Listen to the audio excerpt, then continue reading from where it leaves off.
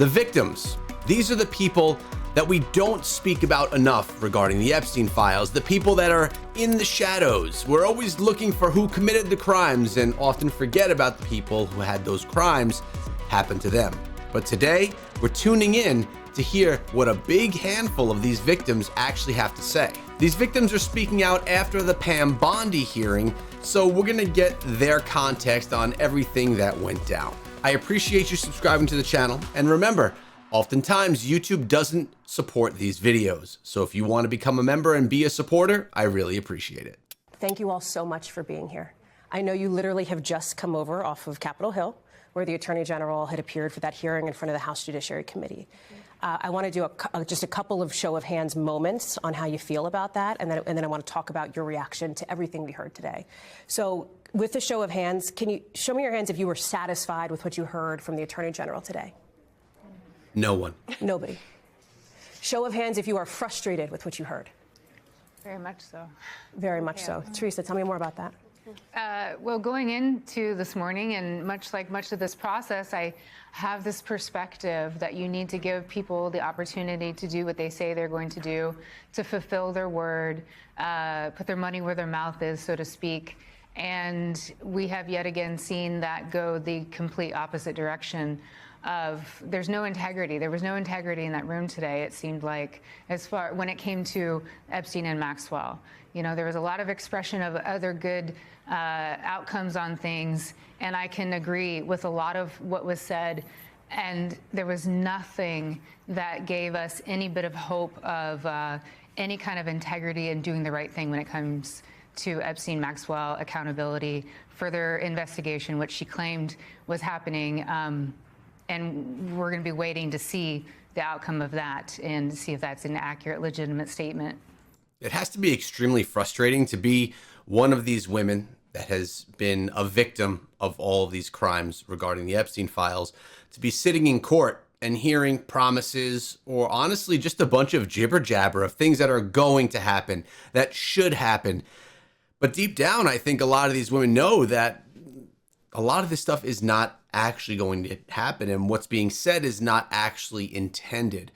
Now, the women that are speaking in this crowd are mostly victims, but you also have two family members as well sitting in the back row on the left of a victim that is no longer with us. Danny, I see you nodding and shaking your head. I think there was such a lack of empathy today. There was such a lack of, honestly, humanity today. Something that, you know, I think all of us felt a little devastated about was that she had 3 opportunities to address survivors. We stood up, and all she had to do was turn around, and she could not even turn around and face us. For so many years, I can't speak for everybody, but for me, I felt like such a ghost walking through Epstein's mansion. I felt like there were so many people who saw me. There were so many people who should have spoken up. And instead, I felt like I was less than nothing. And now to not have AG Bondi turn around and acknowledge us, it is the exact same type of victimization. Wow, she made a statement there that kind of takes us and puts us in the setting, being on the island, in the houses. She was there. The crimes were happening to her while she was there. She was a part of the community there. And she was just looked through. People didn't pay attention to her. They knew what was going on to this poor woman. People that we know in politics, in movie stars, people that are highly successful. On the channel, we call them the elite. All of these people just ignored all of the victims, knowing what they were suffering through. Charlene, what did you think of that moment when you all were standing there and she was asked by one of the members of Congress to turn around and address you? I felt really degraded. I felt that she's not taking at all any accountability. She's not following any kind of transparency. And honestly, the thought that I have is birds of a feather flock together. So I feel like the way that she handled today is often the way that our president or other people have treated us that are really high up.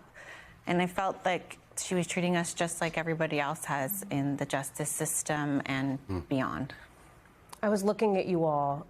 The cameras there had shown a view of you in that moment, on your feet, in front of this hearing room, in front of all of these cameras. And I wonder, Jess, Liz, all of you, if you can take me, what was going inside in your mind? What was happening in your mind? What were you thinking as that moment was happening? So one of the things I was thinking in that moment is that it is such a simple act to turn around and say, I apologize for the terrible job our DOJ did in releasing, that is something that is completely inappropriate, to take responsibility for that, for the damage they did to us, not to state it as, yes, we understand damage was done. No, to us. It was such a simple thing. And it's something we teach children, to take accountability, to recognize when you've made a mistake and you just apologize for it. So there wasn't even an adult in the room that could apologize for the damage done to children and girls. In her opening remarks, the Attorney General said, I am deeply sorry for what any victim has been through, especially as a result of that monster. Of that monster. But not. So there's the crimes of Jeffrey Epstein, and then there's the crimes of the cover-up. And she's part of that continuing cover-up.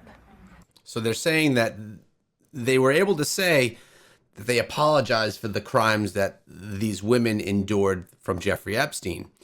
But it's not as bad as the crimes because it wasn't physically happening, but maybe it is as bad as the crimes. The cover-up that went on after the crimes, that is still going on right now today. So she didn't apologize for that. But when she said that monster, she said it as if he acted alone. Yes. And Epstein was absolutely a monster, but he didn't act alone.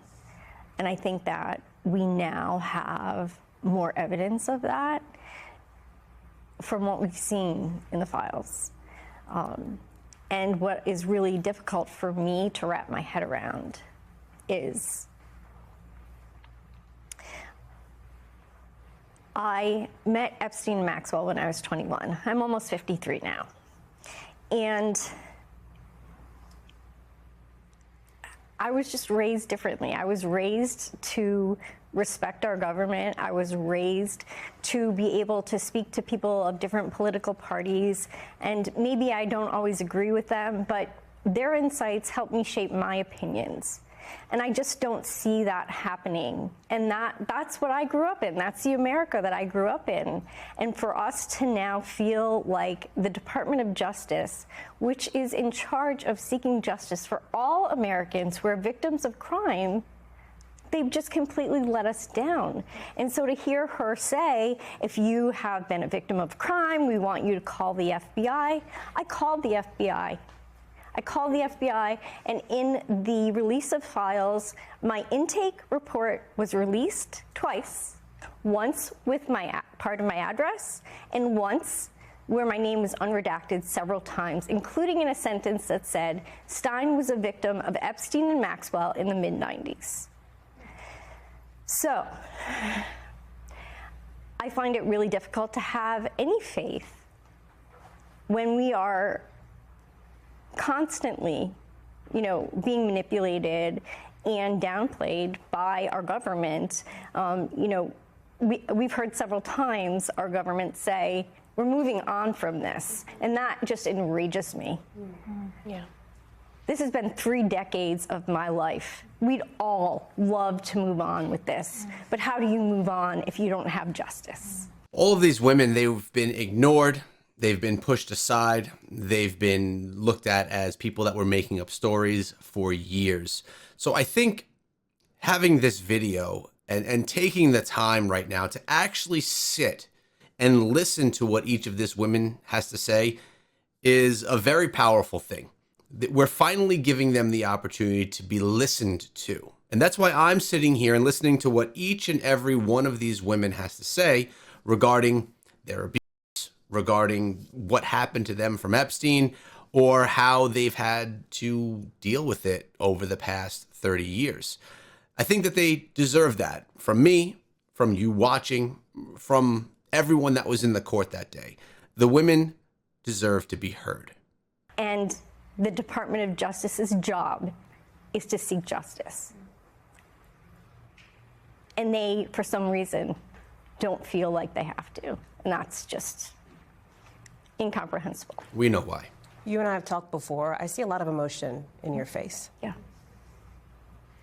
This is all coming back up again for you.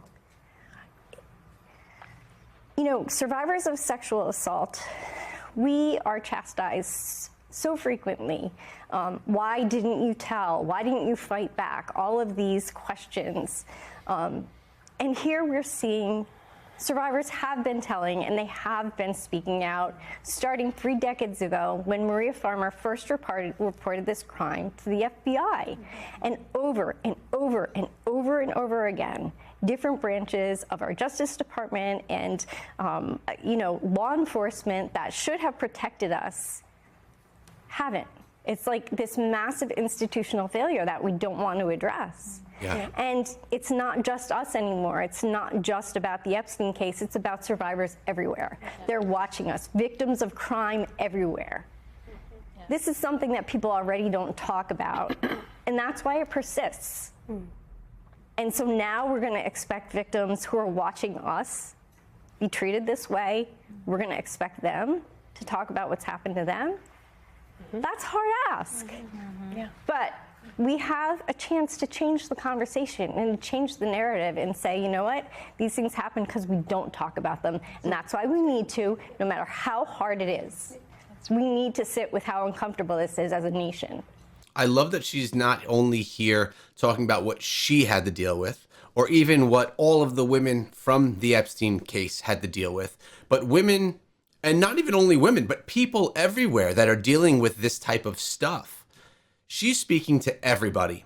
And I think for a woman that had to endure terrible things in her life, that's very big of her to not just focus on what she had to deal with and be focusing on trying to help others as well. And she makes great points about how the justice system has been an absolute, complete failure regarding the Epstein case and more for decades now regarding the Epstein files itself. And it's not just one section. It's just not the DOJ. It's every level of the law enforcement that's been involved in this case. Yes. Because it's the only way to get past it. Yes. Maria, did you feel that discomfort in the room today? You know, I got to be honest with you. It was definitely a lot of discomfort, but I think we were, you know, I don't know if I should say, like, I was a little embarrassed to see that she couldn't say sorry to us. Because she sat there in the beginning, she said sorry for what Jeffrey Epstein did to us, but yet she couldn't apologize what she did to us, what her department did to us, right? It's like you had one job, was to redact our names, to respect our privacy, but yet you carefully took the time to redact all these powerful, rich men. So, you know, it's like, is it your department that can't keep up with, you know, are you guys being sloppy? You know, what's going on here? It's what we wonder every day. Yeah. Where did it go wrong? And then I think we all realize now, oh, you guys really wanted to silence us. And you thought that you could scare us by putting our names out there. And to be honest with you, we've been through worse. This is nothing for us. If anything, this encourages us to speak more and not to be silenced. So we like to set the record here. If there are more files to be released, which we hope that these files that are released, they need to be, you know, the men that are, you know, the perpetrators that we did know about and that are out there now, they need to be investigated, and we cannot fail to do that as as the United States of America. We have other countries that are taking action in this, and we are doing absolutely nothing, and it is. That's such a great point that she just made. Other countries are prosecuting people for being involved in the Epstein case, but not the country, the United States, that has had the majority of the people involved in the Epstein case. It's very strange. Infuriating. I want to come back to this. Oh, go ahead, Danny. I do want to say something she did not say much today. I mean, she really evaded every question. She knew how to evade and was just using statistics. I mean, any game that she could play, she was playing. But the one thing that she did say is that there are investigations. Well, so that's what I want to get into, because some of these prominent individuals, the ones that have been out there, officials have not publicly accused them of wrongdoing related to Epstein, but the Attorney General did say today, when pressed about the potential for new prosecutions, she says there are pending investigations. Who, what, where, why, when. We don't have any information, and I would think that they would come to us to get that information. Yeah, we still haven't talked yet. We haven't even. Nobody's talked to the DOJ. Yeah, nobody's talked to any of us. Show of hands, has anybody had any communication with the DOJ over the course of the last, let's say, 6 months? Do you want to have that communication? Yes. We've all asked for it. Does it mean we feel safe? Yeah. Does it mean that we think she's going to listen? No. But we deserve the chance as citizens of this country. She also said, you know, she was talking about anybody can go to the FBI. Any survivor right now can go to the FBI. And then we saw 302s that are full pages of black that even our congressional leaders can't get access to. So we've gone to the FBI. We've done the legwork. We've done everything we know how to do. And then to gaslight the American people and stand up there and say, well, they need to come over. They need to come talk to us. It's like, I don't know what else we have to do. We're here at the hearing. Like, we are doing everything we possibly can. So please tell us what else we need to do. I mean, let's be honest. That's being said because it sounds good to be said. It's not being said because it's genuine. Saying to go to the FBI with any crimes that are being committed against you is not actually an offer to help. It's just the right thing to say. That's literally the only reason it was said. Yeah. Somebody who I imagine all of you are thinking about, and I'm sure nobody more than the two of you, is Virginia Roberts Giuffre, who has been, in all of our conversations, many of our conversations, the person who you all have said brought together the people she called her survivor sisters. And I wonder, Skye and Amanda, how did you think of Virginia today? In that room, sitting there, I was watching both of you during some of these interactions with the Attorney General. Tell me what was going through your mind. I was infuriated for her. How much more of a cost do survivors need to pay? Virginia paid the ultimate price for her trauma and the consistent failure of every single system she's been a part of, even in the one in Australia. She was failed over and over and over again. And she'd proven herself in court to be a truth teller. And when that congressman put up a picture of former Prince Andrew, and Pam Bondi refused to acknowledge, and that was the thing about it. Every time there was a question about Jeffrey Epstein, Ghislaine Maxwell, our perpetrators, the contempt you almost see rise in her body, her whole face. I mean, I purposefully turned my body that way and stared at her to see, like, will you turn around and in one moment acknowledge and look at us, okay? Because Virginia was trashed for her allegations. I mean, ripped apart for years. She was a lone survivor. She kept pushing and kept pushing. And in those files, Ghislaine Maxwell gave her her own vindication. Yep.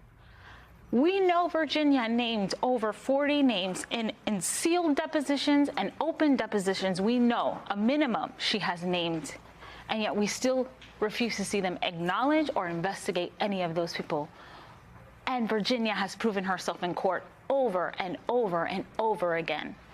And to sit there again and have this contempt for the questions when the Congress people, I said in my speech today, we're not here for theatrics. And she's like, oh, the theater. And I'm like, yes, you're the main character in this. The circus act. Yes. Yeah. She was a comedian Really today. well said. Yes. Everyone was laughing at her. It was all strategic deflection all day long. One of the things that she said in response to some of these questions was, you know, and I'm paraphrasing here, but she said, why didn't you ask this of Merrick Garland, obviously the former Attorney General? She referenced other administrations past. How did you hear that?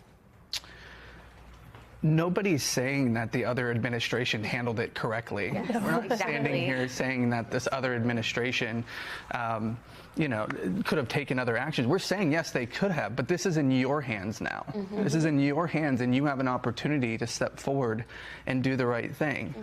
And, it was just, God, just the continued, Danny, you put it perfectly, like the gaslighting. Anytime they would bring up anything relative to Epstein or Ghislaine Maxwell, she would say, well, because in your district, you don't want to talk about this person. It's like, you have survivors right behind you, She's like, any survivor can come forward and talk to us. Well, first, you don't really have an open door policy. Let's put it that way. Okay. And I think the second part to it is that they already have Virginia named more than 40 names. They're in those files. Why aren't we just going back to those? There's more than enough evidence to present forward. And now she's contradicting herself, specifically to Todd Blanche, because he's saying there's no investigations that are going to be happening. And now she's saying there's investigations. So which one is it? It's that there are no investigations. There's nothing that's going on. We're going to be told that there's investigations, but I honestly don't believe that there are going to be any. And they've mentioned deflection multiple times when they've been interviewed right here. And I think that was going to be the whole plan of this time in court. Deflect everything, turn everything, gaslight everything, just to get this done so it can be moved on from. Are you doing investigations or are you not? Like, we need real answers, and I hope that I hope the American people can continue to stand behind us. I hope that they can demand justice, because realistically, this justice needs to happen. But if we need to go the social route too, we should be putting these names up. What boards are they on? What companies do they own? Like, we shouldn't be supporting any of those, and we should go after our social justice and continue to pursue this justice as well. One of the things the Attorney General also said was that at one point, when asked about the redactions and acknowledging the errors that were made, both over-redacting and under-redacting, she said that the Department of Justice did the best they could, given the time constraints of the Epstein Transparency Act. Do you believe they did the best they could?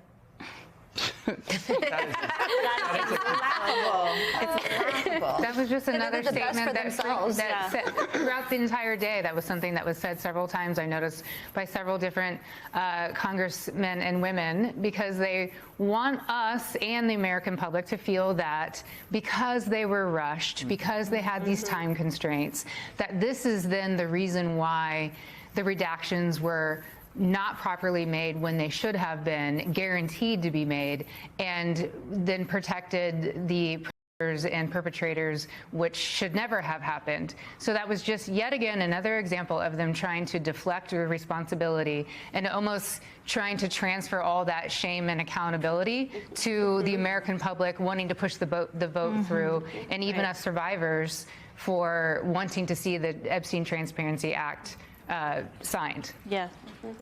It's funny that the mistakes only were made on survivors' names. There were no mistakes of accidental people that were the ones doing the crimes, those names being shared. No, it's only against the survivors, which just screams that it was not an accident at all. I think you know that. I know that also. Yes. Yeah. It's a form of victim blaming. Yeah.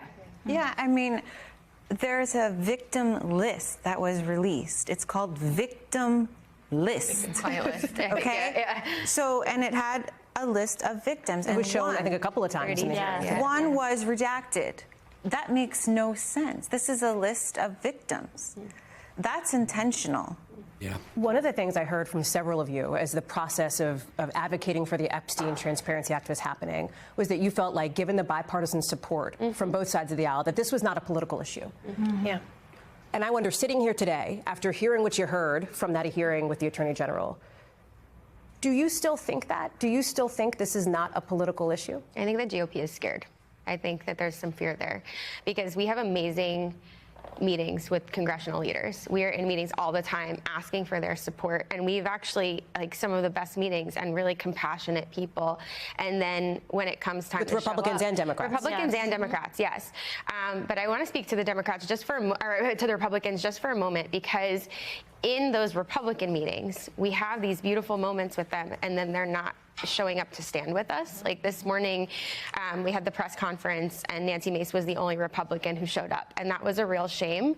We had a great meeting yesterday with the head of the Republican Women's Caucus, and she was incredible. And we had this beautiful conversation, and we really had hoped that she would invite more Republicans to stand with us, because again, like, I don't know how many times, like, I'm sure we're all so tired of saying that it's not political for us, right? It is a human issue. It is, we are human beings. I agree. We just want to stand together. We just need to make this about survivors as a whole. It's not about Epstein and Maxwell. It's about if you've ever had any sort of sexual or any sort of abuse, which 1 in 4 women, and we're not even talking about the men in this country, have experienced this. So it's a huge issue that's so much bigger than this. And all we're asking for is bipartisan support.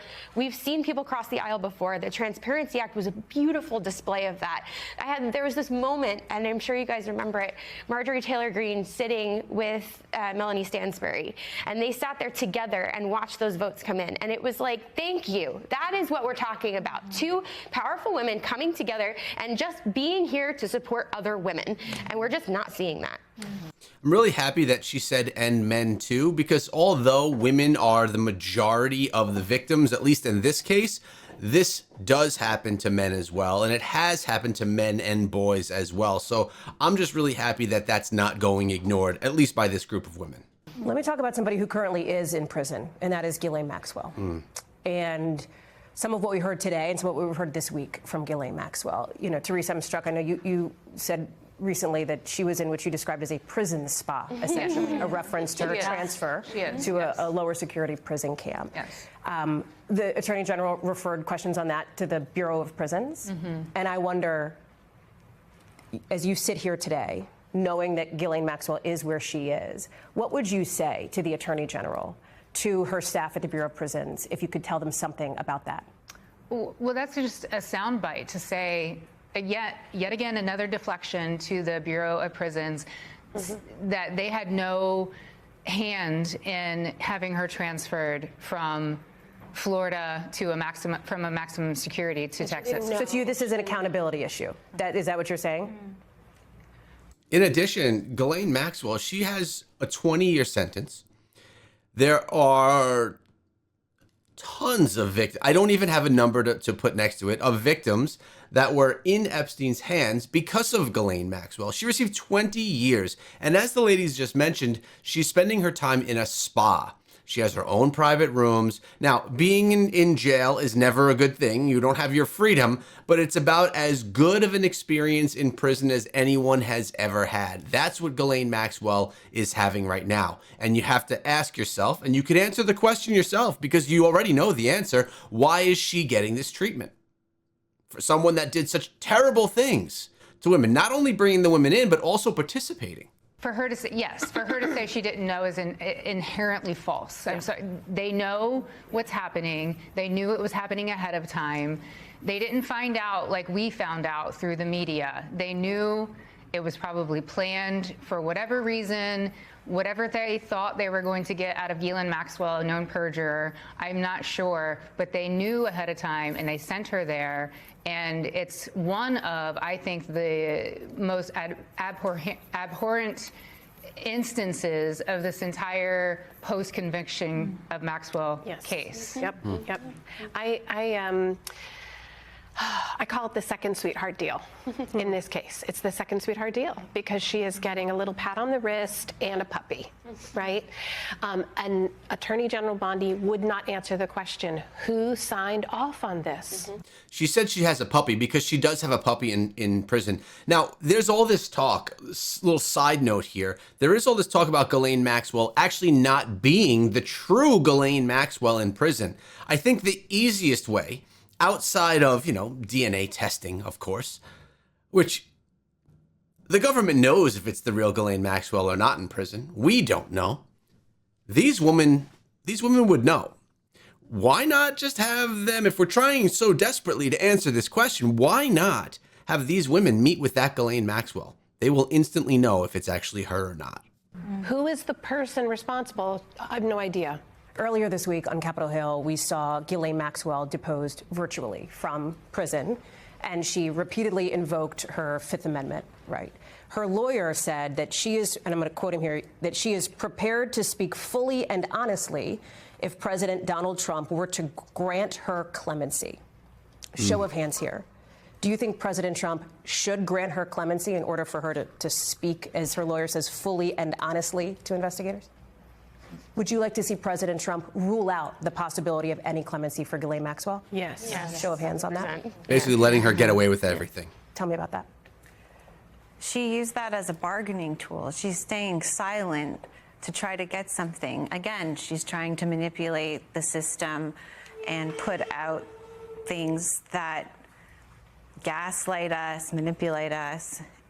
It's atrocious. This woman is worse than Jeffrey Epstein. We trusted her because she's a woman. So it was easier for her to bring us into his orbit. And then she's also in the orbit. So to give her clemency is atrocious. That makes no sense. And she's just trying to bargain her way out. Self-serving. Yeah. Yes, go ahead. Wow. Liz, I'm sorry. I'm looking. It's okay. It's really concerning to me that we continue to try to give her a platform to come forward and talk about what happened when we have already seen her perjure herself in depositions, lie in her conversation with Todd Blanche, and yet, you know, there's this expectation that she's going to come forward and give all of the keys to what happened here. Yeah. Why aren't they talking to the victims of the crimes, the people that experienced these crimes? Why are they not talking to us? We know what happened. These women all know. They all know that everyone's involved in these crimes in one way or the other, and that they're not speaking to them because they don't want the true answers. Because if they want the true answers, literally all of elite upper society is involved, and everyone is going to go crashing down, and the entire upper society, government, etc., is going to have to be completely recreated. Complete disaster of society, which maybe is needed. And we're telling the truth. And it's really just infuriating to kind of have this constant back and forth with Maxwell. I think that we need to stop giving her a platform. Ghislaine Maxwell is never going to say anything that holds any water. True. So we just need to let the air out and just let her Move go. on. To go back where she belongs. Yes. And what does it say about our justice system and our legal system that she even has an opportunity to even flirt with clemency or freedom? It is a stain globally, and it sets a standard. We are supposed to be setting the standard for justice and how we treat children and victims in our system.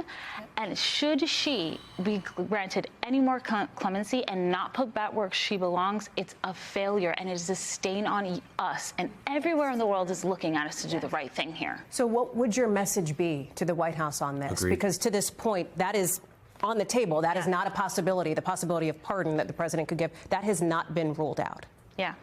Put her back where she belongs and close the door. Yes. And Close not the with a door on locket. her. Put her back in maximum security, not Yeah. where Give her she more is. time.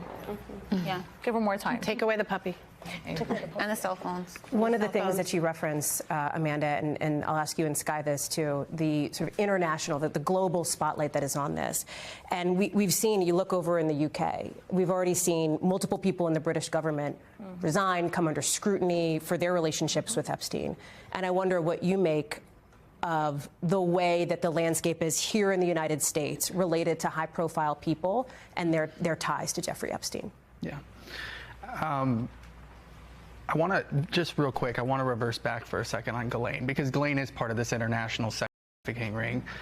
Something that Virginia said, and it always sticks with me, is that Epstein was Pinocchio and she was Geppetto. She was feeding him, basically, and she was an active participant. She was often worse than Jeffrey Epstein. See? And the reason I say that is to go, and I'll go back to the UK here, is that they are taking more action there than we are here in the United States. to be quite honest with you, the king, I'd commend him. I truly do. I think it's very difficult. He's basically going up against his own brother. I mean that to say that these people, if they were able to commit the most heinous crime out there, what else could they have committed? Why aren't we following the money? Why aren't we taking more action? We should be opening the investigations, and we should be subpoenaing their flight records. They should be subpoenaing their bank account records and start combing through those. And let's see what's there, because I think if you follow the money trail, you're going to find some other things that they were much capable of if they were capable of doing these other things. What are we doing as Americans? Because we need to take this a little bit more serious. Somebody has done this to a person who is no longer here with us, right? There is proof. And it only means what? He's going to wake up one day, and then I mean to this for all the perpetrators that have come out and, and like, Sky said, we need to follow the money. We need to get their bank accounts. We need to get their flight logs. Why? Because us and these other survivors that are Jane Does are not the only ones. There are many more out there that we do not know about. And I got to be honest with you, these perpetrators don't wake up one day and they're like, okay, well, I'm going to stop liking children. I'm going to stop being a racist. It does not work like that. True. It does not work like that. It's the same way when we talk about Ghislaine. When she walks away 20 years from now, if she's still alive, what do we think she's going to do? Become a teacher? Yeah. Maybe, you know what? Maybe her and Pam Bondi will be partners. No, it's like, guys, these people are not going to stop. We need to stop them. So I just wonder, will the DOJ or who will start the investigation? And like Sky said, we need to pull out these records and find out more. I want to ask you, as we're getting close to the end of our time here together, about what's next. But before I do, I just want to go back as we talk about now former Prince Andrew. There was that now infamous photograph of Virginia that was decried as potentially doctored years ago. It was described by Ghislaine Maxwell herself as fake at one point. But now we've seen in this Epstein file release an email in which she appears to refer to this photograph as legitimate here. A photograph that I know, and we've talked about, tormented your family for some time. What a day of vindication. I mean, I don't know how many times I have to say how much of a truth teller she's been, and the consistency in her story has never changed. And when you go through these files and you hear the testimony of Andrew, you hear the testimony of Ghislaine, the story is always changing. Oh, maybe it was a fake. Oh, I don't recall taking that photo or being there. And then Ghislaine verifies in the email, yeah, oh yes, I did in fact introduce her to Andrew. And so again, you're just seeing this same repetition, the lies, and the one person, and it always pulls me back to what she says, especially when it comes to Andrew, is he knows what happened, I know what happened, and only one of us is telling the truth here, and I know that's me. That is the kind of conviction that she powered through this with the truth and conviction in her story. Before we end this, I want to say, yesterday we got to announce Virginia's law. And it was a dream of hers to reform the statute of limitations. And we're here, we're seeing that. Less than a year of her passing. And I want to end that on a good note, because I think the American people need to see that with all this grief and all this pain, like, real change can happen. We have the power to do that. And so we're going to continuously fight, because Virginia deserves it. They deserve it. And every single survivor who has been silenced deserve it. So we can't wait to see Virginia's law pass. Her dream was to eliminate the statute of limitations to affect real change on a global and on a national level. I mean, this was to protect her survivor sisters. This is to protect future survivors and our next generation. We get to go home to our daughters and our children and say, hey, we're fighting the bad guys. We're doing it and eliminating this. In some states, the statute of limitations is as little as 3 years. It takes survivors, it takes victims into their 30s and 40s, and when they are moms and they finally get this power to come forward so bravely, it takes a long time. And the statute of limitations needs to be completely eliminated to give survivors grace. And Virginia, that was her dream.